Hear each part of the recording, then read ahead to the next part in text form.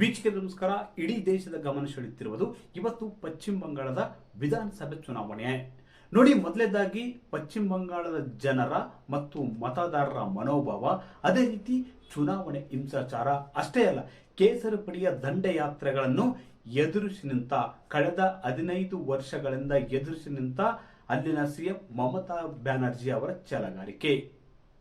ಆದರೆ ಈ ಬಾರಿ ಬಹುತೇಕ ನಿರುತ್ಸಾಹಿ ಅಂತ ಕಾಣುತ್ತಿದ್ದಾರೆ. ಅಷ್ಟೇ ಅಲ್ಲ, ಮಮತಾ ಬ್ಯಾನರ್ಜಿ ಅವರು ಎದುರಾಳಿ ಪಡೆಯಿಂದ ಬಿಜೆಪಿ ಎದುರು ಮಂಕಾಗಿರುವಂತೆ ಕಾಣುತ್ತಿದ್ದಾರೆ. ನೋಡಿ, ಎಲ್ಲೋ ಒಂದ್ ಕಡೆ ಈ ಬಾರಿಯ ಕೇಸರಿ ಪಡೆಯ ದಂಡಯಾತ್ರೆಗೆ, ಚುನಾವಣೆ ಯಾತ್ರೆಗೆ ಪಶ್ಚಿಮ ಬಂಗಾಳದ ಮುಖ್ಯಮಂತ್ರಿ ಆಗಿರುವ ಮಮತಾ ಬ್ಯಾನರ್ಜಿ ಅವರು ಮಂಕಾಗಿರುವಂತೆ ಕಾಣುತ್ತಿದೆ. ಸೋಲಿನ ಹತಾಶೆ ಅವರ ಮುಖದಲ್ಲಿ ಎದ್ದು ಕಾಣುವಂತಿದೆ. ಆದ್ರೂ ಕೂಡ ಛಲ ಬಿಡುತ್ತಿಲ್ಲ. ಇದೆಲ್ಲದರ ನಡುವಾಗಿ ಬಿಜೆಪಿ ಮತ್ತು ತೃಣಮೂಲ ಕಾಂಗ್ರೆಸ್ನ ಪೈಪೋಟಿ, ತೀವ್ರ ಸ್ಪರ್ಧೆ, ಪ್ರತಿಷ್ಠೆಯ ನಡುವೆ ಗುರುವಾರ ಪಶ್ಚಿಮ ಬಂಗಾಳದಲ್ಲಿ ಮೊದಲ ಹಂತದ ವಿಧಾನಸಭೆ ಚುನಾವಣೆ ನಡೆದಿದೆ.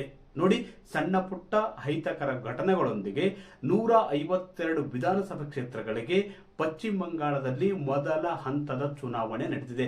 ಅಷ್ಟೇ ಅಲ್ಲ, ಪಶ್ಚಿಮ ಬಂಗಾಳದ ಚುನಾವಣೆ ರಾಜಕೀಯದಲ್ಲಿ ಅತ್ಯಧಿಕ ಮತದಾನವಾಗಿದೆ. 91% ಮತದಾನವಾಗಿದೆ. ಇದು ಕೂಡ ದಾಖಲೆಯ ಮತದಾನವಾಗಿದೆ.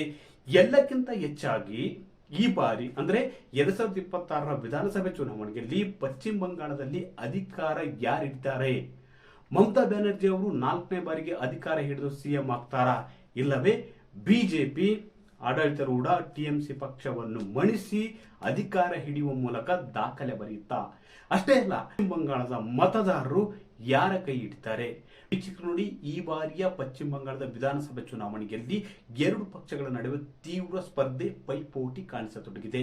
ಅದರಲ್ಲಿ ವಿಶೇಷವಾಗಿ ಈ ಬಾರಿ ಮಮತಾ ಬ್ಯಾನರ್ಜಿಯನ್ನು ಹೇಗಾದ್ರೂ ಮಾಡಿ ಸೋಲಿಸಲೇಬೇಕು ಅಂತ ಬಿಜೆಪಿ ಪಣ ತೊಟ್ಟು ನಿಂತಿದೆ. ಗೃಹ ಸಚಿವರಾಗಿರುವ ಅಮಿತ್ ಶಾ ಅವರು ಕಳೆದ 15-20 ದಿನಗಳಿಂದ ಪಶ್ಚಿಮ ಬಂಗಾಳದಲ್ಲೇ ಬೀಡು ಬಿಟ್ಟಿದ್ದಾರೆ. ನೋಡಿ, ಕಳೆದ ಬಾರಿ ಕೂಡ 70ಕ್ಕೂ ಹೆಚ್ಚು ಸ್ಥಾನಗಳನ್ನು ಗೆದ್ದಿತ್ತು.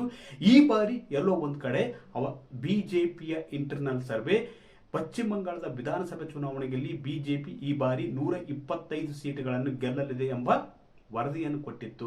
ಹೀಗಾಗಿ ಅಮಿತ್ ಶಾ ಅವರು ಪಶ್ಚಿಮ ಬಂಗಾಳದಲ್ಲೇ ಬೀಡು ಬಿಟ್ಟು ಇನ್ನೊಂದಷ್ಟು ಪ್ರಯತ್ನ ಪಟ್ಟರೆ ಬಹುತೇಕ ಅಧಿಕಾರ ನಮ್ಮದೇ ಎಂಬುದನ್ನು ಮನದಟ್ಟಾಗಿದೆ. ಹೀಗಾಗಿ ಕೇಂದ್ರ ಬಿಜೆಪಿ ನಾಯಕರು ಹೇಗಾದ್ರೂ ಮಾಡಿ ಈ ಬಾರಿ ಗೆಲ್ಲಲೇಬೇಕು ಅಂತ ಪಣ ತೊಟ್ಟಿದ್ದಾರೆ.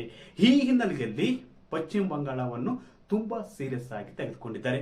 ಮೊದಲನೇದಾಗಿ ಇಲ್ಲಿ ಬಿಜೆಪಿಗೆ ಪೂರಕವಾದ ಅಂಶಗಳೇನಪ್ಪ ಅಂದ್ರೆ, ಮೊದಲನೇದಾಗಿ ಕಳೆದ 15 ವರ್ಷಗಳಿಂದ ಟಿಎಂಸಿ ಇಲ್ಲಿ ಆಡಳಿತ ನಡೆಸುತ್ತಿದೆ. ಆಡಳಿತ ವಿರೋಧಿ ಅಲೆ ಎದ್ದಿದೆ. ಅಂದ್ರೆ ಟಿಎಂಸಿ ವಿರುದ್ಧ ಪಶ್ಚಿಮ ಬಂಗಾಳದಲ್ಲಿ ಆಡಳಿತ ವಿರೋಧಿ ಅಲೆ ಎದ್ದಿದೆ. ಈ ಆಡಳಿತ ವಿರೋಧಿ ಅಲೆಯನ್ನೇ ಬಿಜೆಪಿ ಗೆಲುವಿನ ಮೆಟ್ಟಿಲಾಗಿ ಮಾಡಿಕೊಂಡಿದೆ. ಇದರಿಂದಾಗಿ 2028ರ ವಿಧಾನಸಭೆ ಚುನಾವಣೆಯಲ್ಲಿ ನಾವು ಗೆಲ್ಲುವ ವಿಶ್ವಾಸದಲ್ಲಿದ್ದೇವೆ ಅಂತ ಬಿಜೆಪಿ ನಾಯಕರು ಮಾತನಾಡ್ಕೊಳ್ತಿದ್ದಾರೆ. ಯಾಕಂದ್ರೆ ಪಶ್ಚಿಮ ಬಂಗಾಳದಲ್ಲಿ ಇವತ್ತು ಇರ್ತಕ್ಕಂಥದ್ದು ದೌರ್ಜನ್ಯದ ರಾಜಕೀಯ. ಮಮತಾ ಬ್ಯಾನರ್ಜಿ ಅವರ ಕಾರ್ಯಕರ್ತರು, ಪಕ್ಷದವರು ದೌರ್ಜನ್ಯ ಮಾಡ್ತಿದ್ದಾರೆ, ಬಿಜೆಪಿ ಕಾರ್ಯಕರ್ತರ ಮೇಲೆ ಹಲ್ಲೆ ನಡೆಸುತ್ತಿದ್ದಾರೆ ಎಂಬ ಆರೋಪಗಳು, ಗಂಭೀರ ಆರೋಪಗಳು ಕೇಳಿ ಬರ್ತಿವೆ. ಪಶ್ಚಿಮ ಬಂಗಾಳದಲ್ಲಿ ಟಿಎಂಸಿ ವಿರುದ್ಧ ಆಡಳಿತ ವಿರೋಧಿ ಅಲೆ ಇದ್ದಿದೆ. ಇದನ್ನು ಲಾಭವಾಗಿ ಮಾಡಿಕೊಳ್ಳಲು, ಇದನ್ನು ಗೆಲುವಿನ ಮೆಟ್ಟಿಲಾಗಿ ಮಾಡಿಕೊಳ್ಳಲು ಬಿಜೆಪಿ ನಾಯಕರು ಪಣ ತೊಟ್ಟಿದ್ದಾರೆ. ಅದೇ ರೀತಿ ಬಿಜೆಪಿಗೆ ಇನ್ನೊಂದು ವರವಾಗುವ ಅಂಶ ಏನಪ್ಪಾ ಅಂದ್ರೆ, ನೋಡಿ, ಈ ಬಾರಿ ಟಿಎಂಸಿ ಹಾಲಿ 74 ಸಂಸದರಿಗೆ ಟಿಕೆಟ್ ಅನ್ನು ನೀಡಿಲ್ಲ. ನೋಡಿ, ಹಾಲಿ 74 ಸಂಸದರಿಗೆ ಟಿಕೆಟ್ ನೀಡದೇ ಇರುವುದು ಅದು ಆಡಳಿತ ವಿರೋಧಿ ಅಲೆ ಇದೆ ಎಂಬ ಕಾರಣಕ್ಕೆ ಟಿಎಂಸಿ 74 ಶಾಸಕರಿಗೆ ಟಿಕೆಟ್ ನೀಡಿಲ್ಲ. ಇದು ನೋಡಿ, ಈ ಒಂದು ತಂತ್ರಗಾರಿಕೆ ಇದೆಯಲ್ಲ, 2 ತರ. ಒಂದ್ ಕಡೆ ಲಾಭನೂ ತಂದ್ಕೊಡ್ಬೋದು, ಇಲ್ಲವ ನಷ್ಟವನ್ನು ಮಾಡ್ಬೋದು. ನೋಡಿ, 74 ಜನರಿಗೆ ಟಿಕೆಟ್ ನೀಡದೇ ಇದ್ರೆ ಅವ್ರು ಸುಮ್ಮನೆ ಕೂತ್ಕೊಳ್ತಾರ? 74 ಜನರ ಹಾಲಿ ಶಾಸಕರಿಗೆ ಟಿಕೆಟ್ ನೀಡದೇ ಇದ್ರೆ ಅವರು ಸುಮ್ಮನೆ ಕುಳಿತುಕೊಳ್ಳುವುದಕ್ಕೂ ಸಾಧ್ಯವಿಲ್ಲ. ಅದೇ ರೀತಿ ಟಿಕೆಟ್ ನೀಡಿದ ಪಕ್ಷವನ್ನು ಬೆಂಬಲಿಸುವುದಕ್ಕೆ ಬಹುತೇಕರು ಒಪ್ಪರುವುದಿಲ್ಲ. ಹೀಗಾಗಿ ಅದು ಕೂಡ ಬಿಜೆಪಿಗೆ ಎಲ್ಲೋ ಒಂದ್ ಕಡೆ ವರವಾಗುವ ಸಾಧ್ಯತೆ ಇದೆ. ಅದೇ ರೀತಿ ಬಿಜೆಪಿಗೆ ಪೂರಕವಾಗುವ ಇನ್ನೊಂದು ಅಂಶ ಏನಪ್ಪಾ ಅಂದ್ರೆ, 2025ರಲ್ಲಿ ಬಹುದೊಡ್ಡ ಸದ್ದು ಮಾಡಿದ ಟಿಎಂಸಿ ಶಾಸಕ ಹುಮಾಯೂನ್ ಕಬೀರ್ ಅವರು ಬಾಬ್ರಿ ಮಸೀದಿಗೆ ಉದ್ಘಾಟನೆ ಮಾಡುವುದಾಗಿ ಹೇಳಿಕೆ ನೀಡಿದ್ರು. ಈ ಒಂದು ಅಂಶ ದೇಶದಲ್ಲಿ ಬಹುದೊಡ್ಡ ಸದ್ದು ಮಾಡಿತ್ತು. ಇದರಿಂದಾಗಿ ಟಿಎಂಸಿ ಪಕ್ಷದಿಂದ ಕಬೀರ್ ಅವರನ್ನು, ಹುಮಾಯೂನ್ ಅವರನ್ನು ಉಚ್ಚಾಟನೆಗೊಳಿಸಲಾಗಿತ್ತು. ಅವರು ಉಚ್ಚಾಟನೆಗೊಂಡ ಬಳಿಕ ಪ್ರತ್ಯೇಕ ಪಕ್ಷವನ್ನು ಕಟ್ಟಿದ್ದಾರೆ. ಈ ಪಕ್ಷ ಬಹುತೇಕ ಟಿಎಂಸಿಗೆ ಒಡೆತ ನೀಡಲಿದೆ. ಅದರಲ್ಲೂ ವಿಶೇಷವಾಗಿ ಮುಸ್ಲಿಂ ಮತಗಳು ಚದರಿ ಹೋಗುವ ಸಾಧ್ಯತೆ ಹೆಚ್ಚಿದೆ ಅಂತ ಕೂಡ ಹೇಳಲಾಗ್ತದೆ. ಪಶ್ಚಿಮ ಬಂಗಾಳದಲ್ಲಿ SRI ನಡೆದಿದ್ದು ಕೂಡ ಬಹುತೇಕ ಟಿಎಂಸಿ ಮತ ಬ್ಯಾಂಕಿಗೆ ಬಹುದೊಡ್ಡ ಹೊಡೆತವನ್ನು ನೀಡಿದೆ. ಅಕ್ರಮ ಮತದಾರರನ್ನು ಚುನಾವಣಾ ಆಯೋಗ ತೆಗೆದು ಹಾಕಲಾಗಿದೆ. ಇದರಿಂದಾಗಿ ಟಿಎಂಸಿಗೆ ಬಹುದೊಡ್ಡ ಹೊಡೆತ ಬಿದ್ದಿದೆ ಅಂತ ಕೂಡ ಹೇಳಲಾಗ್ತದೆ.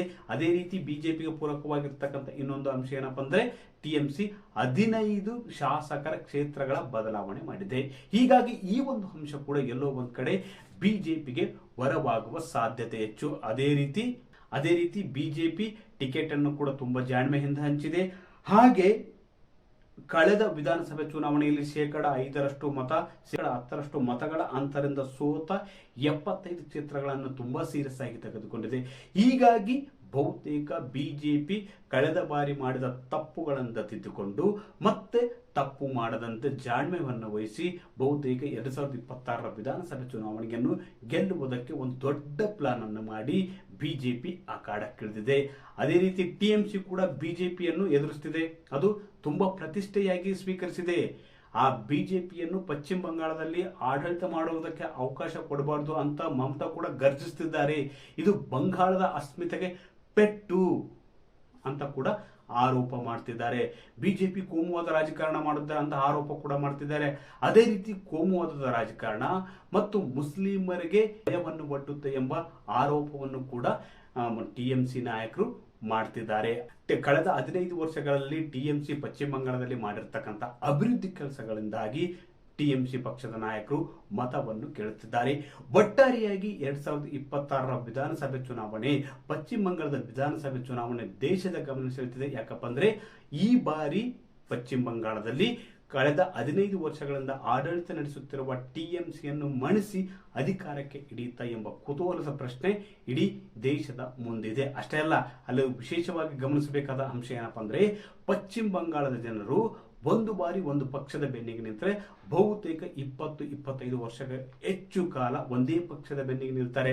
ನೋಡಿ, ಸ್ವತಂತ್ರ ನಂತರ ಆರಂಭದಲ್ಲಿ ಪಶ್ಚಿಮ ಬಂಗಾಳದ ಜನತೆ ನಿಂತಿದ್ದು ಕಾಂಗ್ರೆಸ್ ಪಕ್ಷದ ಪರ ಗುರುತಿಸಿಕೊಂಡಿದ್ರು. ಅಲ್ಲಿ ಕೂಡ ದಶಕಗಳ ಕಾಲ ಕಾಂಗ್ರೆಸ್ ಆಡಳಿತ ನಡೆಸಿತು. ಬಳಿಕ ಎಡಪಕ್ಷಗಳ ಜೊತೆ ಪಶ್ಚಿಮ ಬಂಗಾಳದ ಜನರು ನಿಂತ್ಕೊಂಡು ಹೀಗಾಗಿ ಅಲ್ಲಿ ಕೂಡ 25-30 ವರ್ಷ ಆಡಳಿತ ಮಾಡಿತು. ಅದೇ ರೀತಿ 2011ರಿಂದ ಪಶ್ಚಿಮ ಬಂಗಾಳದ ಜನತೆ ಬಹುತೇಕ ಟಿಎಂಸಿ ಬೆನ್ನಿಗೆ ನಿಂತಿದ್ದಾರೆ. ಕಳೆದ 15 ವರ್ಷಗಳಿಂದ ಮಮತಾ ಬ್ಯಾನರ್ಜಿ ಆಡಳಿತ ಮಾಡ್ತಿದ್ದು ಪಶ್ಚಿಮ ಬಂಗಾಳದಲ್ಲಿ ಆಡಳಿತ ವಿರೋಧ ಅಲೆ ಎದ್ದಿದೆ. ಇದು ಕೂಡ ಬಿಜೆಪಿಗೆ ಪ್ಲಸ್ ಪಾಯಿಂಟ್ ಆಗಿದೆ.